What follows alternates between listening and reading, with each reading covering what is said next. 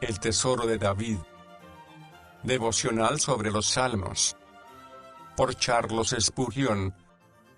Salmo 119, versículo 129 al 176. Exposición de los versículos 129 al 136. Todos los versículos de esta sección empiezan con la letra número 17 del alfabeto hebreo, pero cada versículo empieza con una palabra diferente. La letra 17 es la letra P. La sección es preciosa, práctica, provechosa, poderosa, de modo peculiar. Versículo 129. Maravillosos son tus testimonios, Jesús, el Verbo eterno, el llamado admirable. Y todas las palabras pronunciadas por Dios son admirables en su grado. Los que no las conocen se maravillan ante ellas. Teniendo como tenemos estos escritos santos, no perdamos tiempo empleando nuestro pensamiento, o prostituyendo nuestra admiración quedándonos embobados con las locuras humanas y asombrados ante las banalidades humanas. Por eso los guarda mi alma. Algunos se maravillan de las palabras de Dios y las usan para sus especulaciones, pero David era siempre práctico, y cuanto más las admiraba, más las obedecía. David dijo, por eso los guarda mi alma, y, porque lo hacía sino porque los consideraba como maravillosos. ¿Puede hacerse proficiente en algún arte el que la desprecia y rebaja? Ensalza el libro de Dios sobre todos los demás. Versículo 130. La entrada de tus palabras da luz, si tus palabras, como los rayos del sol, pudieran entrar a través de la ventana de mi entendimiento y disipar la oscuridad de mi alma. Un profesor de Gotinga abre su Biblia impresa con letra grande, para ver si ve bastante para poder leerla, y pone la mirada sobre este pasaje: abriré los ojos a los ciegos en una forma que no conocen, y, al leerla, los ojos de su entendimiento son iluminados. El soldado de Cromwell abre su Biblia para ver hasta dónde había penetrado la bala de su mosquete y lo había hecho en el versículo: regocíjate, oh joven, en tu juventud, y alégrese tu corazón en los días de tu juventud, y anda en los caminos de tu corazón y la vista de tus ojos. Pero sabe que por todas estas cosas Dios te traerá a juicio. Y, en broma, un soldado de Kent abre la Biblia que le había enviado su entristecida madre, y la primera frase en que se ponen sus ojos es el texto tan familiar de los días de su infancia: venid a mí, todos los que estáis fatigados y cargados. Y el disoluto joven se encamina a los pies de Cristo para obtener descanso. Hacen entender a los sencillos. No hay nadie tan entendido a quien Dios no pueda cegar. Nadie tan ciego e ignorante cuya mente y corazón el 130 pueda abrir. Él, que al posarse sobre las aguas primitivas de la creación dio a aquella masa informe la hermosura que vemos ahora, y que del caos tenebroso sacó los cielos esplendentes y los adornó con tantas estrellas, puede moverse sobre el alma oscura e iluminarla, aunque esté tan vacía de conocimiento como la tarde del mundo del primer día lo estaba de la luz. El maestro de escuela a veces envía al niño a su casa y le dice a su padre que le ponga de aprendiz de algún oficio, porque él, con todo su saber, no puede instruirle, pero si el maestro es el Espíritu de Dios aprenderás, aunque seas un zoquete. La entrada de tus palabras da luz, y hace entender a los sencillos. Tan pronto como el alma entra en la escuela del Espíritu se vuelve proficiente. Versículo 131. Mi boca abrí y aspiré con afán, una metáfora sacada de personas caldeadas por el sol, y de los que se quedan sin resuello al perseguir algo que quieren alcanzar. La primera metáfora expresa la vehemencia de su amor. La segunda, la intensidad de la persecución. Era como un hombre que necesita más aire fresco que quiere aspirar.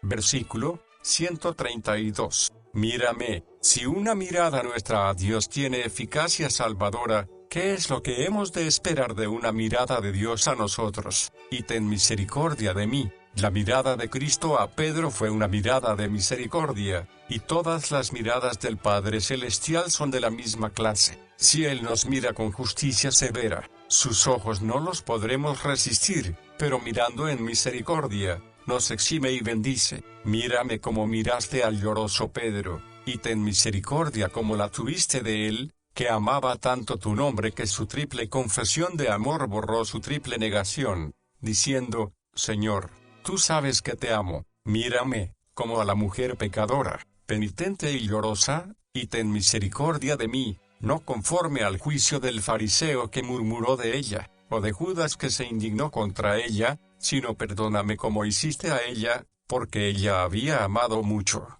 diciéndome también a mí, tu fe te ha salvado, vete en paz. Señor, como nuestras miradas a ti con frecuencia son tan breves, tan frías, tan distantes que no producen impresión en nuestros corazones, condesciende continuamente a mirarnos a nosotros con misericordia y con poder, dedícanos un mirar que nos haga volver a nuestros sentidos, y nos toque con ternura y contrición al recordar que el pecado, la incredulidad y la desobediencia atravesaron las manos, los pies y el corazón de nuestro querido Señor y Salvador, como acostumbras con los que aman tu nombre. Dios tenía un hijo sin pecado, pero ninguno sin aflicciones. Él disciplina a cada hijo a quien recibe. Sí, dice el suplicante delante de nosotros, concédeme tu porción eterna, y estoy dispuesto a beber la copa que ellos bebieron y ser bautizado del bautismo con que fueron bautizados. No quiero ningún atajo a la gloria,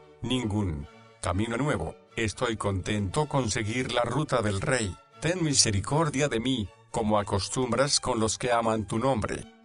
Versículo 133. Afianza mis pasos con tu palabra. Se dice de Boleslaus, uno de los reyes de Polonia, que llevaba consigo el retrato de su padre, y cuando había de hacer alguna obra o emprender algún plan extraordinario, miraba el retrato y lloraba pidiendo que pudiera no ser indigno del nombre de su padre. Del mismo modo las Escrituras son el retrato de la voluntad de Dios. Antes de que un hombre emprenda o se ocupe de algún negocio, que mire en ellas y lea lo que ha de hacer, lo que no ha de hacer, y lo que Dios manda, y que lo haga, lo que Dios prohíbe, que no lo haga, que sus palabras, las de Dios, lo decidan todo, la regla de la palabra de Dios lo escuadre todo, y su gloria, el propósito último de todas las cosas, y ninguna iniquidad se enseñoree de mí. Preferiría ser un preso de los hombres toda la vida, que estar en servidumbre al pecado un día. No dice,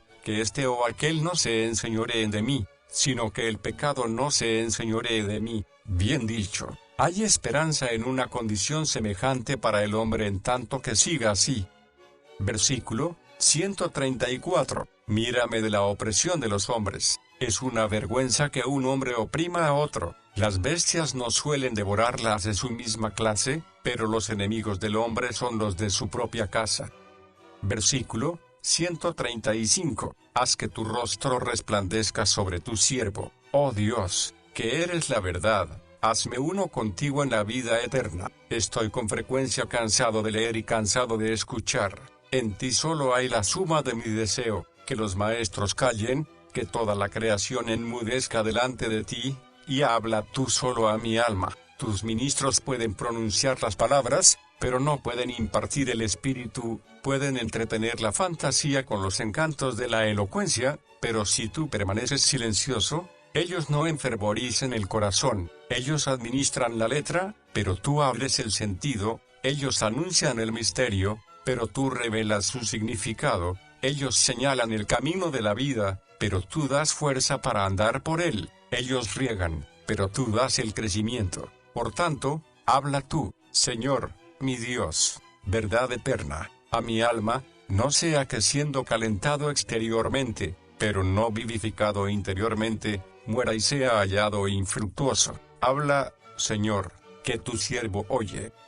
Versículo 136. Ríos de agua descendieron de mis ojos, por los que no guardan tu ley. Su pena era tal que apenas podía darle salida, sus lágrimas no eran gotas de pena, sino torrentes de ayes. En esto era como el Señor Jesús, que contempló la ciudad y lloró sobre ella, y como el mismo Jehová, que no tiene placer en la muerte del que muere, sino en que se arrepienta y viva. El creyente maduro se apena por los pecados de los demás. En el versículo 120 su carne se estremecía ante la presencia de Dios, y aquí parece que se derrite en ríos de lágrimas. Nadie se ve tan afectado por las cosas celestiales como los que se dedican mucho al estudio de la palabra, y por ello han aprendido la verdad y la esencia de las cosas. Los hombres carnales tienen miedo a la fuerza bruta y lloran por las pérdidas, pero el espiritual siente un santo temor del mismo Señor y,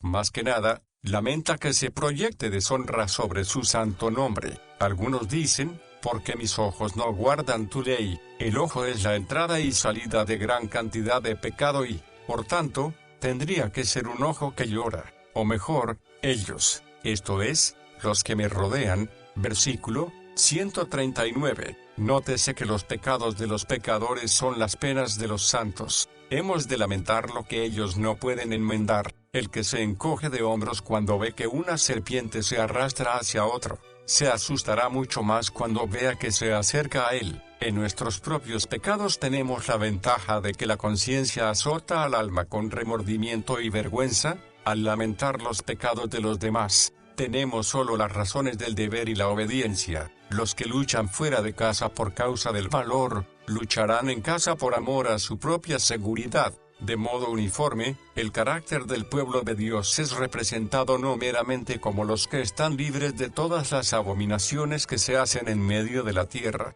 sino también los que suspiran y gimen por causa de ellas. Ezequiel 9:4. Y ¿quién no ve el campo inmenso que se extiende por todos lados para el ejercicio de la compasión cristiana sin restricciones? El espantoso espectáculo de un mundo apostatando de Dios, de multitudes jugando con la destrucción eterna como si el Dios del cielo fuera un hombre para que mienta es, sin duda, bastante para forzar ríos de aguas de los corazones de aquellos que se ven afectados por el honor de Dios. ¿Qué cantidad de pecado asciende como una nube delante de Dios de un solo corazón? Calcúlese al agregarse el de todo un pueblo, una ciudad, un país, el mundo, cada día, cada hora, cada momento. Bien pueden salir ríos de agua sin cesar, a punto de desbordar las orillas. Los vicios de los religiosos son la vergüenza de la religión. La vista de esto ha hecho que los campeones más tenaces de Cristo se hayan derretido en lágrimas.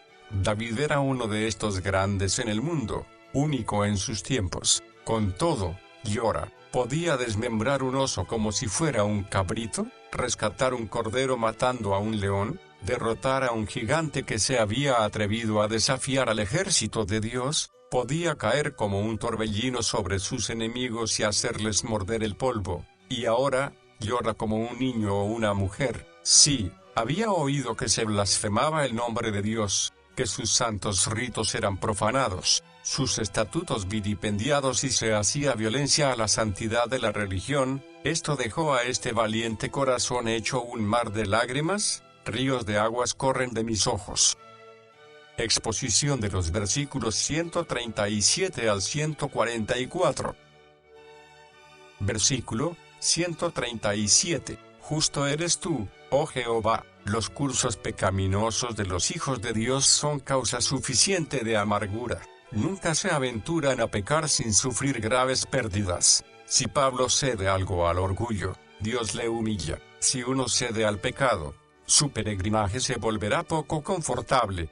Falla por negligencia e indulgencia, y el arca de Dios es arrebatada. Sus dos hijos mueren en una batalla, muere su nuera y él mismo se rompe la nuca. O las tragedias que obra el pecado en las casas de los hijos de Dios. David, cuando peca con fruto prohibido, es echado de su palacio, sus concubinas violadas, su propio hijo muerto. Muchas y grandes calamidades cayeron sobre él. Por tanto, los hijos de Dios tienen motivos para temer, porque el Señor es un Dios justo, y ellos lo descubrirán. El versículo 137, como el 25, está asociado con las aflicciones del penitente Regio. Cuando el emperador Mauricio fue depuesto y preso, fue conducido al lugar de ejecución por el usurpador Focas. Sus 5 hijos fueron asesinados previamente uno a uno en su presencia. A cada golpe fatal exclamó pacientemente: Justo eres tú, oh Jehová,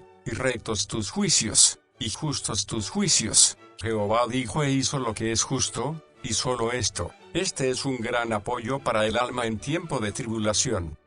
Versículo 138. Tus testimonios, que has recomendado, son rectos y muy fieles. Puedes reposar sobre esta dulce palabra, fieles. Qué misericordia que tengamos un Dios que, trate con quien trate, es escrupulosamente fiel, fiel en todos los puntos y detalles de sus promesas, puntual en cuanto al tiempo, firme durante todo el tiempo. Bien podemos arriesgarlo todo sobre una palabra que es siempre fiel, siempre segura. Los hombres por naturaleza tienen curiosidad por conocer su fin, más bien que interés en enmendar con cuidado su vida, y por esta causa buscan respuestas donde nunca las obtienen buenas, pero si quisieran saber, que vayan a la palabra y al testimonio.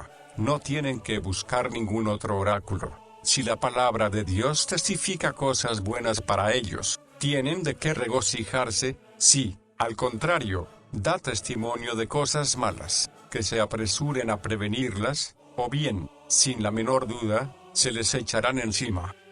Versículo 139. Mi celo me ha consumido. El celo es el calor o tensión de los afectos. Es un calor santo, por el que nuestro amor e ira son tensados hasta lo sumo por Dios y su gloria. Ahora bien, nuestro amor a Dios y sus caminos y nuestro odio a la maldad deberían aumentar a causa de los impíos. Los colores oscuros y grises en un cuadro hacen que los que son vivos y animados se vean más hermosos. Los pecados de los demás deberían hacernos ver a Dios y la bondad más amable a nuestros ojos. Tu corazón debería sacar chispas al ser golpeado por el pedernal frío. David, en una santa antiperístasis, se enfervorizó por la frialdad de los otros. Mi celo me ha consumido, porque mis enemigos se olvidaron de las ráfagas heladas hacen levantar más altas las llamas y que ardan más calientes. Versículo 140. Tu palabra es sumamente acrisolada, es verdad destilada, santidad en su quinta esencia. En la palabra de Dios no hay mezcla de error ni pecado, es pura en su sentido, pura en su lenguaje, pura en su espíritu, pura en su influencia, y todo esto hasta el grado más elevado, sumamente acrisolada, en el original, probada, refinada, purificada como oro en el crisol, absolutamente perfecta, sin la escoria de la vanidad y falibilidad que hay en los escritos humanos. Cuanto más pongamos a prueba las promesas, más seguras las hallaremos. El oro puro es tan fijo que Boerhaave nos informa que se puso una onza del mismo en el ojo de un horno de cristal durante 2 meses sin que se perdiera un solo grano. Un hijo de Dios en sus mejores momentos no desea que la palabra de Dios descienda al nivel de su propio carácter imperfecto, sino que desea más bien que su carácter pueda ser gradualmente elevado a la conformidad con esta bendita palabra, por ser del todo pura,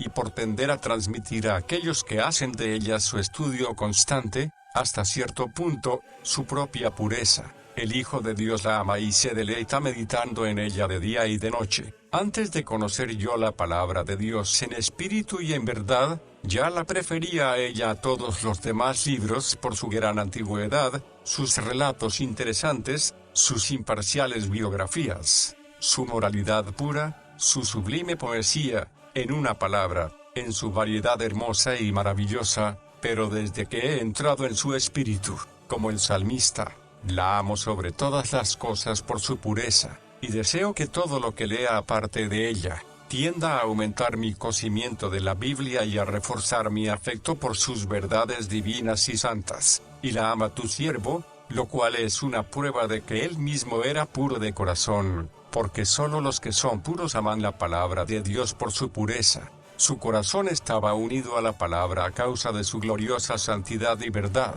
La admiraba, se deleitaba en ella, procuraba practicarla, y anhelaba ponerse bajo su poder purificador. El amor es en Dios la fuente de todos los beneficios que nos hace llegar, y el amor en el hombre es la fuente de todos nuestros servicios y obediencia a Dios. Los pequeños sacrificios, que brotan de la fe y el amor, son de su agrado, en tanto que otros mayores, pero sin fe y amor, son una abominación para él. Prueba de ello la tenemos en la ofrenda de la viuda y la oblación de Caín, en tanto que éste fue rechazado, la otra fue recibida. Feliz aquel que, aunque no puede decir, he hecho lo que Dios manda, puede decir de todo corazón, me gusta hacer lo que Dios manda. Versículo 141. pequeño soy y despreciable, mas no me olvido de tus mandamientos. ¿Cuántos hombres han sido llevados a una mala acción como respuesta al desprecio de sus enemigos? Otros, para hacerse más conspicuos, han hablado u obrado en una forma que no se puede justificar. El primer paso hacia la defección es olvidar lo que Dios ha ordenado y lo que tenemos el deber de hacer para Él, y de esto sigue fácilmente el ofender a Dios por nuestra transgresión. Las bestias que no rumiaban, bajo la ley, eran consideradas inmundas, y no se podía sacrificar carne de las mismas a Dios, pero esto no era sino una figura, que significa que un hombre que ha recibido buenas cosas de Dios y no piensa en ellas no puede sentir la dulzura de las mismas y por ello no puede ser agradecido a Dios. Versículo 142. Tu justicia es justicia eterna. David aquí expresa algo más que en el versículo precedente, porque allí solo dijo que él servía a Dios con reverencia, aunque por su tratamiento áspero y duro podía parecer que su labor era perdida, pero cuando está afligido y atormentado, afirma que halla en la ley de Dios el deleite más consolador, que mitiga todas las penas, y no solo templa su amargura, sino que también le sazona con cierta dulzura. Sin duda, cuando este sabor no existe para proporcionarnos deleite, no hay nada más natural sino que nosotros seamos engullidos por la aflicción. Versículo 143. Aflicción y angustia se han apoderado de mí, en hebreo, me han hallado, como los perros en pos de la caza que se esconde o huye. Tus mandamientos son mis delicias, el deleite en las cosas morales. Dice Aquino, es la regla por la cual podemos juzgar la bondad o maldad de un hombre. Los hombres son buenos o malos según lo son los objetos de su deleite, son buenos cuando su deleite está en cosas buenas, y son malos cuando su deleite está en cosas malas. Versículo 144. Tus testimonios son justicia eterna. Cuanto más decimos en alabanza a las sagradas escrituras, más podemos decir, y más tenemos derecho a decir, hazme entender y tendré vida. Cuanto más nos enseña el Señor a admirar la justicia eterna de su palabra, y más nos aviva para que amemos esta justicia, más felices y mejores seremos. Como el fin para el cual es creado el hombre no es como el de los cerdos solos asnos, poder rellenarse la barriga, sino que puedan ejercitarse en el conocimiento y servicio de Dios. Cuando abandonan esta actividad, su vida es peor que 100 muertes. Exposición de los versículos 145 al 152. Esta sección está dedicada a recuerdos de oración. El salmista describe las ocasiones y maneras de sus devociones y ruega a Dios que le dé liberación de sus tribulaciones. El que ha estado con Dios en la cámara secreta, va a hallar a Dios con él en el horno. Si hemos clamado, Él nos contestará. Las respuestas demoradas pueden llevarnos a la importunidad, pero no hay motivo para que temamos el resultado final, puesto que las promesas de Dios no son inciertas, sino que están fundadas para siempre. El pasaje en conjunto nos muestra en qué forma oraba. Versículo 145. Lo que pedía al orar. 146. ¿Cuándo oraba? 147. ¿Cuánto tiempo oraba? 148. Lo que alegaba. 149. ¿Qué sucedía? 150. ¿Cómo era rescatado? 151. ¿Cuál era su testigo en todo ello? 152. Versículo 145. Clamo con todo mi corazón. Es bueno que un hombre pueda decir tanto de sus oraciones. Es de temer que muchos claman a Dios, pero no con todo su corazón, y esto toda su vida. No es necesario que haya hermosura en la elocución de estas oraciones, ni longitud de expresión, ni profundidad de doctrina, ni exactitud de dicción, pero si hay en ellas todo el corazón, encontrarán el camino al corazón de Dios. Así como un hombre grita más fuerte cuando tiene toda la boca abierta, un hombre ora más efectivamente cuando ora con todo su corazón. Dios no mira la elegancia de tus oraciones para ver lo esmeradas que son, ni la geometría de tus oraciones para ver lo largas que son, ni la música de tus oraciones, ni la dulzura de tu voz, ni la lógica de tus oraciones, sino la sinceridad de tus oraciones. Si proceden del corazón, la oración es hermosa y sustancial si hay el corazón en ella, y no de otro modo. No es el elevar la voz, ni el retorcerse las manos, ni el golpearse el pecho, ni el tono afectado, ni los movimientos estudiados, ni las expresiones seráficas, sino el temblor del corazón lo que Dios mira en la oración. Si el corazón es mudo, Dios será sordo. Ninguna oración cuenta para Dios si no es un parto del corazón.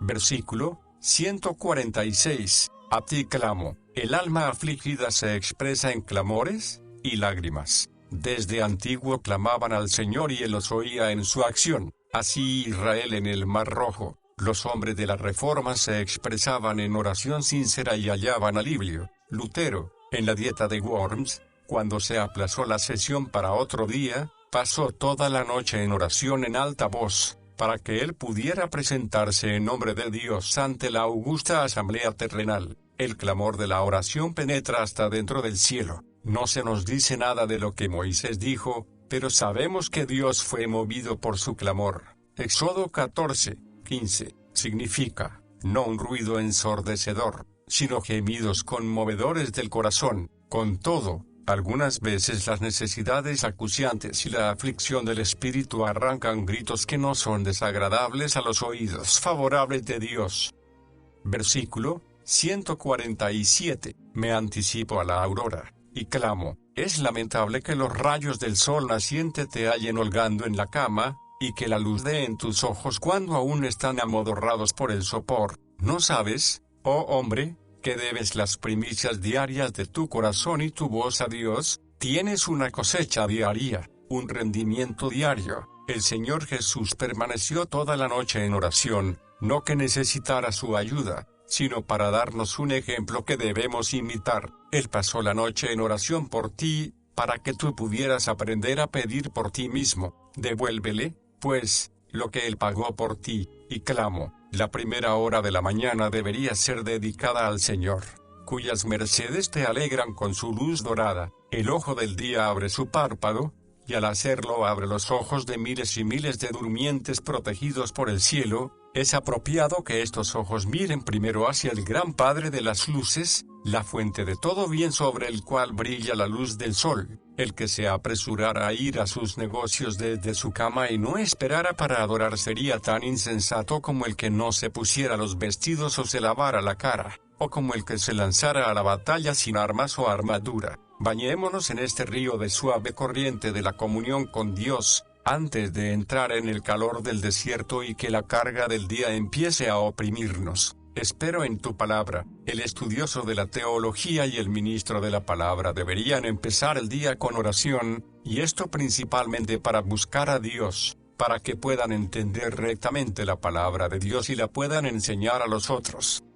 Versículo 148. Se anticipan mis ojos a las vigilias de la noche, para meditar en tus mandatos. La Biblia es un libro en que podemos meditar continuamente y, a pesar de ello, no agotaríamos su contenido. Cuando David se expresó en el lenguaje de nuestro texto, la escritura sagrada, la palabra de Dios, era, naturalmente, un volumen mucho menor que el que tenemos hoy, aunque incluso ahora la Biblia no es, con mucho, un libro grande. Con todo, David no podía llegar al fin del libro. Habría estudiado el libro durante años, podemos estar seguros de ello y, no obstante, como si acabara de entrar en un nuevo curso de lectura, con volumen tras volumen para examinar, tiene que levantarse antes que el alba para proseguir el estudio. Se anticipan mis ojos a las vigilias de la noche, para meditar en tus mandatos. Versículo 149. Oh Señor, vivifícame conforme a tu juicio. Esta es otra de las oraciones profundas y ardientes de David. Primero había clamado, sálvame, luego, óyeme, y ahora, vivifícame. Esta es con frecuencia la mejor manera de librarnos de las tribulaciones. Él damos más vida para que podamos escapar de la muerte y añadir más fuerza a esta vida para que no se vea abrumada por su carga. Versículo 150. Están alejados de tu ley. Una vida llena de malicia no puede ser una vida obediente. Antes que estos hombres se hicieran perseguidores de David, tenían que apartarse del freno de la ley de Dios. No podían odiar a un santo y amar la ley. Versículo 151. Y todos tus mandamientos son verdad. La virtud es la verdad en acción, y esto es lo que Dios manda. El pecado es falsedad en acción, y esto es lo que Dios prohíbe.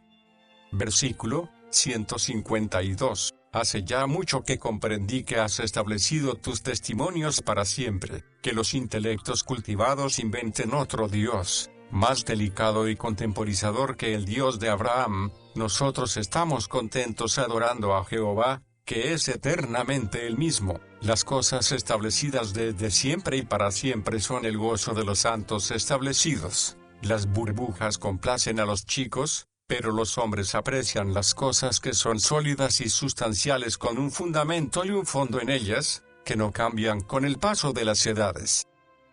Exposición de los versículos 153 al 160. Versículo 153. Mira mi aflicción, y líbrame. El salmista desea dos cosas, y estas dos cosas se funden. Primero, una consideración plena de su aflicción. Segundo, liberación, y luego, que esta liberación viniera en consideración de su aflicción. Hemos de orar para que Dios nos ayude y nos libre, no según la invención de nuestro intelecto, sino según la forma en que le ha parecido mejor a su sabiduría eterna, o bien, que mitigue nuestro dolor, para que nuestra debilidad no desfallezca del todo, como una persona enferma, aunque no tenga la menor duda de la fidelidad y ternura de su médico. Con todo, a pesar de ello, desea que le cure la herida con la mayor delicadeza posible. Lo mismo podemos nosotros llamar a Dios para que, si no es contra su honor y gloria, nos conceda una mitigación a nuestro dolor.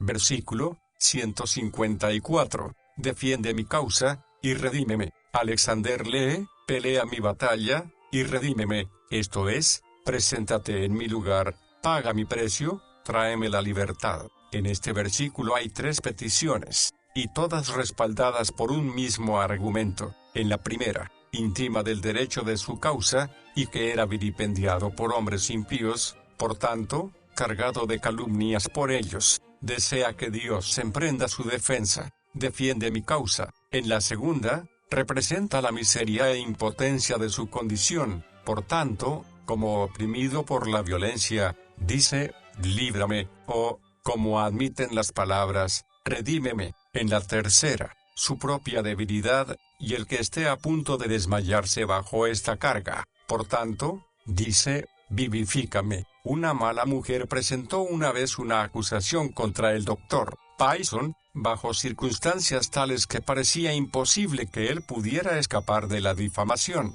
La mujer se hallaba en el mismo paquebote en el que, varios meses antes, él había ido a Boston. Durante un tiempo parecía casi cierto que el carácter del doctor Payson quedaría hecho trizas. Fue cortado de todos los recursos excepto del trono de la gracia. Sintió que su única esperanza era Dios, y a él se dirigió en ferviente oración. El defensor de los inocentes le oyó. La compunción indujo a la desgraciada a confesar que todo había sido una calumnia maliciosa. Versículo 155. Lejos está de los impíos la salvación. En el nombre de Dios, considera lo siguiente: si un hombre o un grupo de hombres, como vemos en el libro de Hechos, se conjuraran para la muerte de una persona, y esta fueras precisamente tú, no estarías temblando día y noche, en inquietud y terror, hasta que pudieras conseguir que se hicieran amigos tuyos. Siendo esto así, ¿qué virtud tendrán las almohadas de algunos que pueden dormir a piernas sueltas sin espanto ni horror, por más que se les diga que el Dios omnipotente ha jurado condenar su cuerpo y alma a menos que se arrepientan a tiempo? Ser salvado. ¿Qué es ser salvado en el sentido pleno y último? ¿Quién puede decirlo? Ojo no lo ha visto ni oído lo ha percibido. Es un rescate, ¿y de qué naufragio? Es un reposo, y en un hogar inimaginable. Es reposar para siempre en el seno de Dios, en un contento sin fin inefable. Versículo 157. Mas de tus testimonios no me he apartado. Algunos han sido desviados por un solo enemigo, Pero aquí es un santo el que fue sostenido en su camino frente a los dientes de muchos perseguidores. Hay bastante en los testimonios de Dios para recompensarnos el que prosigamos adelante enfrentándonos con todos los ejércitos que puedan combinarse contra nosotros. En tanto que no puedan llevarnos o arrastramos a un declive espiritual, nuestros enemigos no nos habrán hecho mucho daño, y no habrán conseguido nada con su malicia. Si nosotros no decaemos, ellos son derrotados. Si no pueden hacernos pecar, han errado el blanco. La fidelidad a la verdad es la victoria sobre nuestros enemigos. Versículo 158. Veo a los prevaricadores, y me disgustan. Signo de exclamación abierta o, si tenéis corazón de cristianos, y aún de hombres, han de suspirar por vuestros prójimos pobres, ignorantes, sin Dios. Solo hay un paso entre ellos y la muerte y el infierno. Muchos centenares de enfermedades están esperando la oportunidad de echarles mano, y si mueren sin ser regenerados, son perdidos para siempre. Son de roca vuestros corazones que no podéis sentir compasión de hombres que se hallan en el caso así, si no creéis la palabra de Dios y que los pecadores están en peligro. ¿Por qué sois cristianos vosotros mismos? Si lo creéis, ¿por qué no os movéis para ayudarles? ¿No os importa si se condenan o se salvan? Si Dios tuvo tanta misericordia de vosotros, ¿no la tendréis vosotros de vuestros pobres prójimos? No es menester que vayáis lejos para hallar objetos de vuestra compasión. Mirad por las calles en que transitáis, o la casa al lado de la vuestra, y probablemente hallaréis alguno. Si su casa se incendiara, ¿correríais a ayudarles? ¿Y no les ayudaréis cuando sus almas están casi en el fuego del infierno? Si conocierais aunque fuera un solo remedio para su enfermedad, ¿no se lo diríais, para no ser por ello culpables de su muerte? Me disgustan. Sentí lástima por estos pecadores. Estaba disgustado con ellos. No los podía resistir. No hallaba placer en ellos. Eran una vista lamentable para mí, a pesar de sus vestidos valiosos o de su charla ingeniosa. Cuanto mayor era su alegría, más me oprimía su vista el corazón. No podía tolerarlos a ellos ni sus actividades, porque no guardan tu palabra. Mi disgusto era ocasionado más por su pecado contra Dios que por su enemistad contra mí. Podía tolerar su desprecio por mis palabras, pero no que descuidaran tu palabra. Tu palabra es tan preciosa para mí que los que no la guardan me mueven a indignación. No puedo estar en la compañía de los que no guardan la palabra de Dios. El que no tuvieran simpatía por mí no tiene importancia, pero el despreciar la enseñanza del Señor es abominable. No pensaba que el mundo fuera tan malvado como cuando empezó la predicación del Evangelio, pero ahora veo que lo es. Esperaba que todos saltarían de gozo por haberse hallado libres de la inmundicia del papado, de sus lamentables intrusiones en las conciencias turbadas y afligidas, y que por medio de Cristo, por fe, obtendrían el tesoro celestial que buscaban antes, con una labor tan enorme y costosa, aunque vana, y especialmente pensé que los obispos y universidades recibirían con gozo en el corazón las doctrinas verdaderas, pero veo que estaba lamentablemente equivocado. Versículo 159. Mira, oh Jehová, cómo amo tus mandamientos. Esta es una prueba segura. Hay muchos que tienen apego a tus promesas, pero a los preceptos no los pueden tolerar. Vivifícame conforme a tu misericordia. Vivifícame, lo dice de nuevo por tercera vez, usando la misma palabra. Podemos hacernos cargo que David se sentía como medio aturdido por los ataques de sus enemigos, a punto de desmayar bajo su malicia incesante. Lo que quería era avivamiento, restauración, renovación. Por tanto, pide más vida. Oh tú, que me vivificaste cuando estaba muerto, vivifícame de nuevo para que no vuelva a los muertos. Vivifícame para que pueda sobrevivir a 105 golpes de mis enemigos. Lo débil de mi fe, el desmayo por mi pena. Esta vez no dice, vivifícame conforme a tus juicios, sino vivifícame, oh Señor, conforme a tu misericordia. Este es el arma más poderosa que trae al final del conflicto, es el argumento decisivo. Si esto no tiene éxito, todo se hunde. Ha estado llamando largo tiempo a la puerta de la misericordia, y con este ruego da el gran golpe.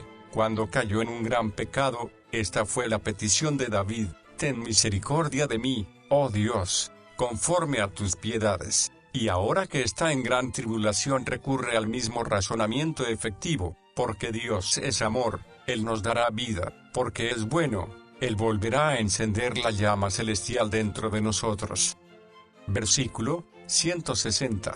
Tu palabra es verdad desde el principio, y eterno es todo juicio de tu justicia, para siempre, y fundado para siempre. Oh dulce expresión, oh sólido consuelo. Hermanos, familiarizaos con la palabra de Dios, y prometed, tan pronto como podáis, mantener esta amistad para siempre, y vuestro conocimiento de ella no se quedará corto ni irá más allá de la verdad. Conócela tan pronto y tanto tiempo como puedas, y nunca tropezarás o caerás, sino que podrás, después de una prolongada experiencia de Dios, decir de ella: he sabido desde antiguo que tú la has fundado para siempre. Exposición de los versículos 161 al 168.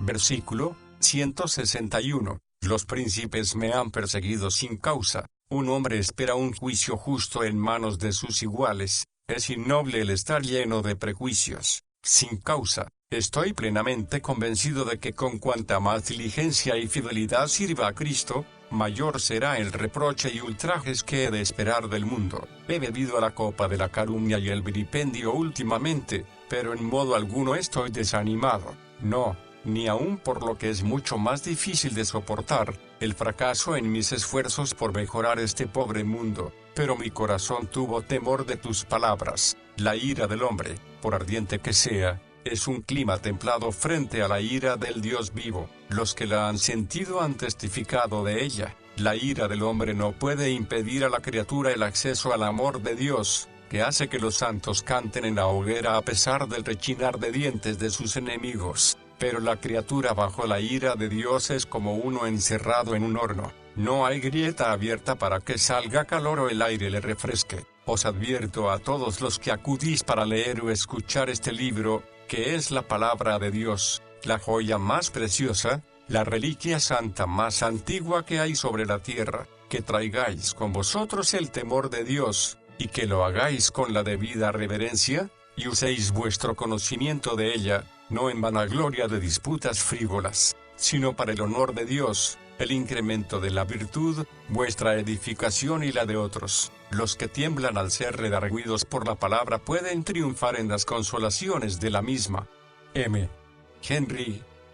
Versículo 162. Me regocijo en tu palabra como el que halla un gran botín. Eurípides, dijo el orador, tiene en sus bien compuestas tragedias más sentimientos que dichos, y Tucídides ha llenado de sustancia cada sílaba de su historia, hasta el punto de que la una va paralela con la otra. Las obras de Lisias están tan bien escritas que es imposible sacar una palabra sin que se altere el sentido del conjunto, y Foción tenía la facultad especial de decir mucho en pocas palabras. Los cretenses, en los tiempos de Platón, por más que hubieran degenerado en los de San Pablo, eran muy poco habladores. Timantes era famoso porque en sus pinturas las cosas eran indicadas sin ser descifradas, y de Homero se dice que no tenía igual en la poesía. Cuánto más apropiadas son estas grandes alabanzas al libro de Dios, llamado con razón la Biblia o el libro, pues en realidad es, tanto por lo apropiado de los términos como por la plenitud de la verdad,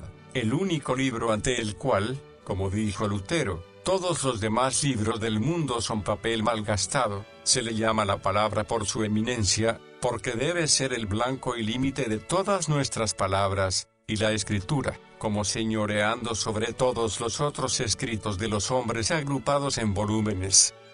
Versículo 163. La mentira aborrezco y abomino, una expresión doble a causa de lo intenso del aborrecimiento. La falsedad en la doctrina, en la vida o en el habla, la falsedad en toda forma o guisa, había pasado a ser del todo detestable para el salmista. Esto era muy notable tratándose en un oriental, porque generalmente el mentir deleita a los orientales y lo único que ven mal en ello es falta de destreza en su ejercicio que dé lugar a que se descubra el mentiroso. El hombre natural puede estar enojado con su pecado, pero no puede aborrecerlo. Es más, puede dejarlo, pero no detestarlo. Si lo hiciera, aborrecería todo pecado, y no ninguno en particular. Amo tu ley. Sí, como añade en un versículo posterior, la amo en extremo. Y así debe ser. El corazón ha de tener algún objeto más santo para sus afectos, para llenar el vacío, o no habrá seguridad de no recaer en el pecado. Podría hablar indefinidamente sobre el pecado, la vergüenza y el peligro de mentir, y aunque de momento y durante un tiempo mis palabras podrían ejercer alguna influencia, con todo, a menos que el corazón esté lleno del amor de Dios y de la ley de Dios, se vería que la primera tentación es irresistible. La Biblia nos enseña esto en una variedad de maneras. Dios dice a Israel, no solo cesa de hacer el mal, sino aprende a hacer el bien. Y todavía más directamente el apóstol, cuando estaba luchando contra los borrachos, dice, no os embriaguéis con vino, en lo cual hay libertinaje, sino sed llenos del Espíritu Santo. Versículo 164. 7 veces al día te alabo, como cada gracia se incrementa con su ejercicio. Dice Cibes, lo mismo ocurre con la gracia de la oración. Al orar aprendemos a orar, y así era con el salmista. Con frecuencia se levantaba antes de la aurora para ejercitarse en la oración, y a medianoche frecuentemente se levantaba para derramar su alma en oración. Ahora añade que 7 veces al día, o, como podría decirse, a cada momento, haya oportunidad para deleitarse en la alabanza. Oh, si tuviéramos el espíritu y la práctica de David. Versículo 165. Mucha paz tienen los que aman tu ley. Signo de exclamación abierta. ¡Qué versículo tan encantador! No trata de los que guardan perfectamente la ley ni dónde se podrían hallar, sino de los que la aman, cuyos corazones y manos están a tono con sus preceptos y exigencias. Entre las tormentas y tempestades del mundo hay una calma perfecta en el pecho de los que no solo hacen la voluntad de Dios, sino que la hacen con amor. Están en paz con Dios por la sangre de la reconciliación, en paz consigo mismos, por la respuesta de una buena conciencia y la sujeción de aquellos deseos que guerrean contra el alma, en paz con todos los hombres, por el espíritu de caridad, y toda la creación está en paz con ellos, hasta el punto que todas las cosas obran conjuntamente para su bien. No hay tribulaciones externas que puedan quitarles esta gran paz, ni pueden desviarlos de su curso los escándalos o tropiezos que puedan ser lanzados en su camino por la persecución, la tentación, la malicia de sus enemigos, o la apostasía de los amigos, o por algo que vean, oigan o sientan. El amor celestial sobrepuja todo obstáculo y corren con deleite el camino de los mandamientos de Dios. Ha habido más de un temblando a causa del arca de Dios, y Usías extendiendo su mano por temor de que cayera, pero en medio de las tribulaciones más profundas por las cuales ha pasado la iglesia y las tempestades más furiosas que han rugido a su alrededor, siempre ha habido hombres fieles y verdaderos de Dios que nunca han desesperado. En toda edad ha habido luteros y latimers, que no solo se han mantenido firmes en su confianza, sino que su paz se ha profundizado con el rugir de las olas. Cuanto más se han visto abandonados por los hombres, más íntima ha sido su comunión con Dios, y, aferrados a Él y a sus promesas, sus corazones pudieron entrar en el lugar secreto del Altísimo, y aunque por fuera todo amenazaba, se agitaba, alarmaba, por dentro había una paz perfecta. El tener la conciencia limpia es una ayuda a los pensamientos consoladores. Con todo, observemos que la paz no es ya proporcionada, sino preservada por una buena conciencia y conducta, porque aunque el gozo en el Espíritu Santo solo hará su nido en el alma santa, con todo, la sangre de Cristo solamente puede traer paz. Al ser justificados por la fe, tenemos paz. Romanos 5, 1. Una vida estricta no aquieta la conciencia, pero la mantiene quieta. Un zapato a medida exacta no cura una llaga en el pie, pero conserva un pie sano sin que se formen llagas.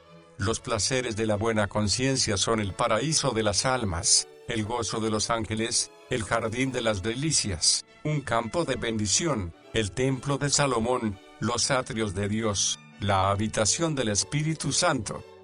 Versículo 166. Tus mandamientos pongo por obra. David llama a la palabra de Dios una lámpara a mis pies. Versículo 105. No solo era una luz para sus ojos, sino para que sus pies pudieran andar. Por la práctica, comerciamos con el talento del conocimiento y sacamos beneficio. Es una lectura bendita de la Escritura aquella por la cual huimos de los pecados que la palabra prohíbe y esposamos las doctrinas que la palabra manda. El leer sin practicar será una antorcha para iluminar el camino al infierno. El que ha aprendido la palabra de Dios sabe que la ley no fue invalidada por la fe, sino establecida. Romanos 3, 31. Versículo 168. Guardo tus mandamientos y tus testimonios, porque todos mis caminos están delante de ti. El hecho de que Dios ve los secretos de nuestro corazón es un punto terrible para el impío, pero un motivo de gozo para el que es piadoso. El impío lamenta que su corazón esté abierto de este modo. Es un crisol de maldades, un horno y una forja para el mal. Le disgusta que los otros hombres tengan que oír y ver sus palabras y acciones, pero qué terror el que su juez, a quien odia, vea su pensamiento. Si pudiera negarlo, lo haría. Pero todos aquellos que están convencidos y se ven forzados a reconocer que Dios existe, son agitados también por esta idea, que Él es omnisciente. Hay otros que proceden de un modo más simple, y niegan a la deidad en su corazón, y con ello destruyen este estado de conciencia de que Dios lo ve todo. Pero es en vano, cuanto más endurecen su corazón por medio de este pensamiento impío, mayor es su temor. En tanto que ahogan su conciencia para que no les hostigue, ésta les advierte con anticipación de la terrible venganza y acaba convenciéndoles de la omnisciencia de Dios, tanto más cuanto más intentan suprimirla. Pero los piadosos se regocijan en ello, es para ellos una regla con que enderezar sus pensamientos. No se toman libertades para pensar, creer, desear mal o sentir afectos reprobables en su corazón. Donde brilla esta vela, todas las cosas se hallan dentro de un marco digno de él y de su vista. ¿A quién saben qué ve su corazón? Si la silla vacía de Alejandro que sus generales, cuando se reunían en consejo, ponían delante de ellos les coercía a mantener buen orden entre sí, cuán útil sería para nosotros el tener presente el hecho de que Dios está viéndonos. Exposición de los versículos 169 al 176. El salmista está acercándose al fin del salmo y sus peticiones se intensifican en fuerza y fervor, parecen penetrar en el círculo interior de la comunión divina y llegar incluso a los pies del gran Dios, cuya ayuda está implorando. Esta proximidad crea la visión más baja de sí mismo y le lleva a cerrar el salmo en la más profunda humillación de su persona, suplicando que se le busque como una oveja perdida. Versículo 169. Llegue mi clamor delante de ti, oh Jehová. Esto es, como dirán algunos, que todo el salmo que ha venido escribiendo y todas las peticiones contenidas en él, de las cuales tenemos aquí una repetición, sean altamente aceptadas en el cielo. El hombre piadoso, cuanto más habla a Dios, más ferviente y sinceramente lo hace, de modo que, a menos que le obligue la necesidad, nunca desea interrumpir su conversación con él. Dame entendimiento conforme a tu palabra. El entender las cosas espirituales es el don de Dios. El tener el juicio iluminado por la luz celestial y conformado a la verdad divina es un privilegio que solo puede conceder la gracia. Muchos que se cuentan por sabios según el mundo son necios según la palabra del Señor. Que nos hallemos entre estos hijos dichosos que serán enseñados por el Señor. Nuestra comprensión de la palabra de Dios viene por medio de la enseñanza, pero también de la experiencia. Apenas entendemos nada hasta que lo experimentamos. Esta experiencia iluminadora es un don de Dios, y hemos de esperarla de él en oración, conforme a tu palabra. Sin esto la sabiduría del hombre es necedad, y cuanto más sutil parece ser en sus caminos, más profundamente nos enmaraña en los lazos del diablo. Han rechazado la palabra de Jehová, y ¿qué sabiduría hay en ellos? Jeremías 8, 9. Versículo 172. Canta mi lengua tus dichos. Lo peor en nosotros es que, en general, estamos llenos de nuestras propias palabras y decimos poco de la palabra de Dios. Ojalá pudiéramos llegar a la misma decisión de este hombre de Dios y decir, en adelante, mi lengua hablará de tu palabra. Entonces pondremos fin a nuestro silencio pecaminoso, no seremos más cobardes o pusilánimes, sino que seremos verdaderos testigos de Jesús.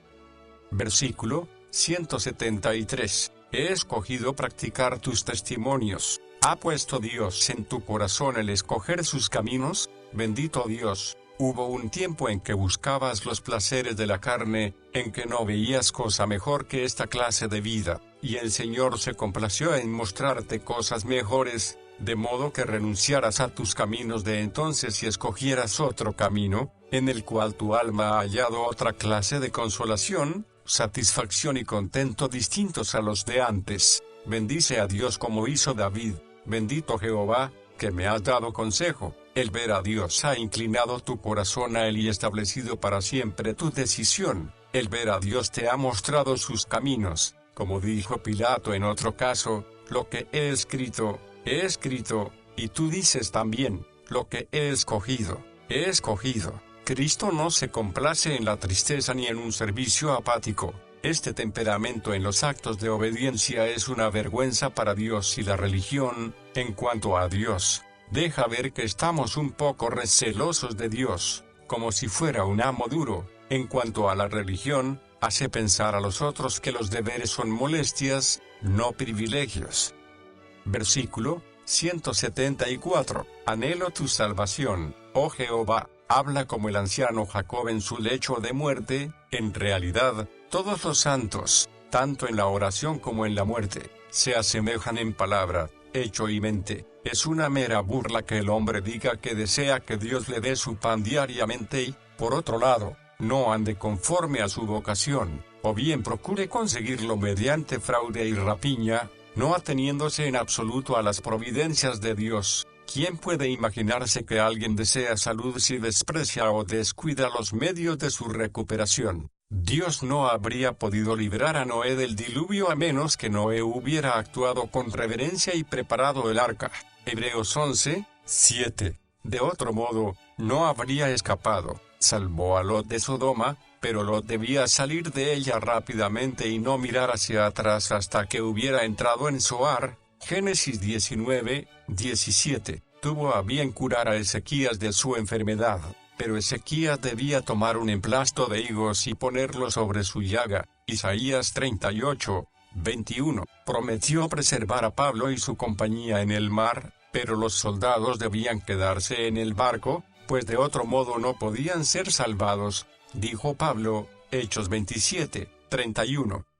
Versículo 175. Tus juicios me ayuden. Es una doctrina provechosa, cuando las cosas en el mundo están en un estado de gran confusión, y cuando nuestra seguridad está en peligro entre tantas y tan variadas tormentas, el elevar nuestros ojos a los juicios de Dios y buscar remedio en ellos.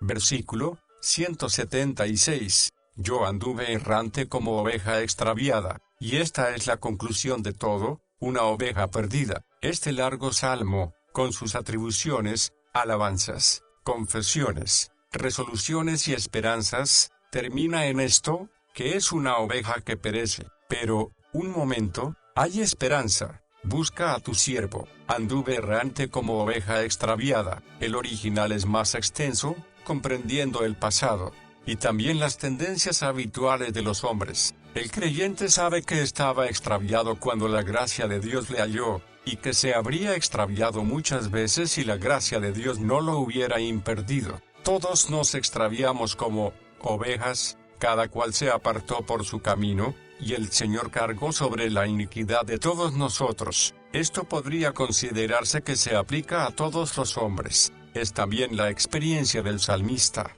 similar a la que describe el apóstol Pablo. Encuentro, pues, esta ley, que, queriendo yo hacer el bien, el mal está presente en mí, porque según el hombre interior, me deleito en la ley de Dios, pero veo otra ley en mis miembros, que hace guerra contra la ley de mi mente, y que me lleva cautivo a la ley del pecado que está en mis miembros. Y el salmista tiene el mismo remedio en aquel período anterior que tuvo el apóstol siglos después, porque la salvación de Dios es una. El remedio del salmista era: busca a tu siervo, el del apóstol. Miserable hombre de mí, ¿quién me libertará de este cuerpo de muerte? Gracias doy a Dios por Jesucristo nuestro Señor.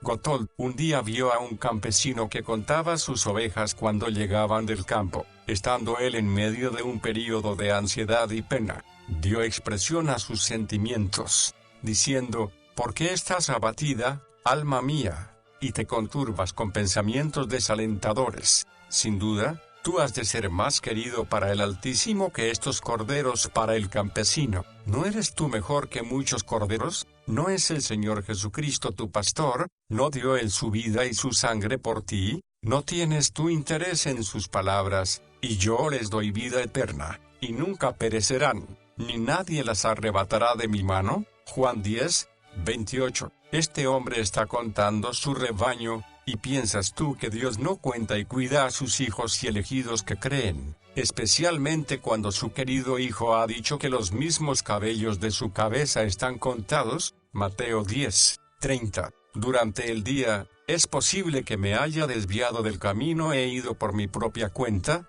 Con todo, al atardecer, cuando el fiel pastor cuenta sus ovejas, él notará mi ausencia y misericordiosamente me buscará y me hará volver. Señor Jesús, yo anduve errante como oveja extraviada. Busca a tu siervo, porque no me he olvidado de tus mandamientos. ¿A quién se le llama el hombre según el propio corazón de Dios?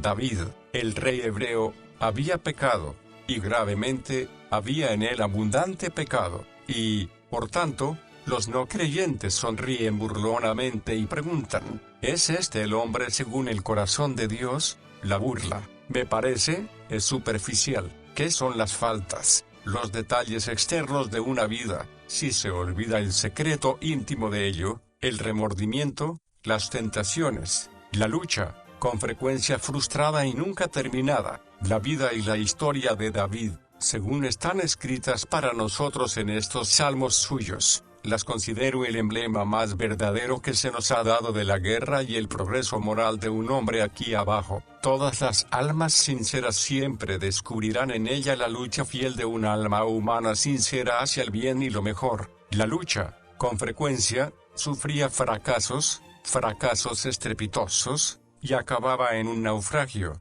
Con todo, nunca terminaba, empezando siempre de nuevo con lágrimas, arrepentimiento y un propósito invencible, porque no he olvidado tus mandamientos. Que el lector recuerde el primer versículo del Salmo cuando lee el último. La mayor bendición se halla, no en el ser restaurado de un descarrío, sino en el ser sostenido de modo intachable hasta el fin, que podamos nosotros también mantenernos en la ruta, sin dejar nunca el camino del Rey por una pradera colateral o una senda florida pecaminosa. Que el Señor nos sostenga por un igual hasta el fin. Con todo, incluso entonces no podremos jactarnos con el fariseo, sino orar con el publicano: Señor, ten misericordia de mí, pecador, y con el salmista: busca a tu siervo. Qué penetrante visión dentro de nuestros corazones, pobres y díscolos, nos da este versículo, no meramente prontos a extraviarnos, sino siempre vagando,